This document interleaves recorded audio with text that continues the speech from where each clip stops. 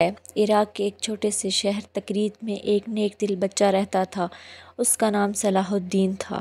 وہ نہ تو بادشاہ تھا نہ سپاہی، لیکن اس کے دل میں ایک بہت بڑا خواب چھپا ہوا تھا۔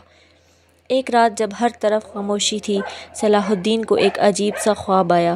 اس نے ایک سنہرا شہر دیکھا جس پر ایک سفید کبوتر اڑ رہا تھا۔ شہر روشنیوں سے جگمگا رہا تھا اور ایک نرم سی آواز گونج رہی تھی، صلاح الدین، یہ ہے بیت المقدس، ایک دن تم نے اس کی حفاظت کرو گے۔ یہ خواب اتنا سچا لگا کہ وہ فوراً جاگ گیا۔ صبح ہوتے ہی وہ دوڑتا ہوا اپنے ابا کے پاس پہنچا۔ ابا، میں نے خواب میں ایک سنہرا شہر دیکھا اور ایک سفید پرندہ۔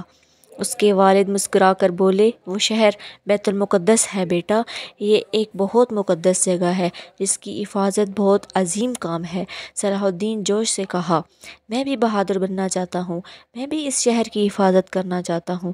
ابا نے اس کے سر پر ہاتھ رکھا اور نرمی سے کہا، پہلے اچھا انسان بنو، دوسروں کی مدد کرو، دل میں ایمان رکھو، تب تم واقعی بہادر بنو گے۔ اس دن کے بعد صلاح الدین نے محنت شروع کر دی۔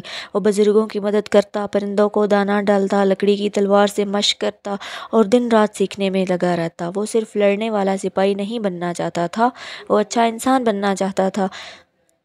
صلاح الدین نے ایک ٹیلے پر کھڑا ہوا، اس کا رومال لہرا رہا ہوتا ہے، اس کی آنکھوں میں ایک خاص روشنی ہوتی ہے۔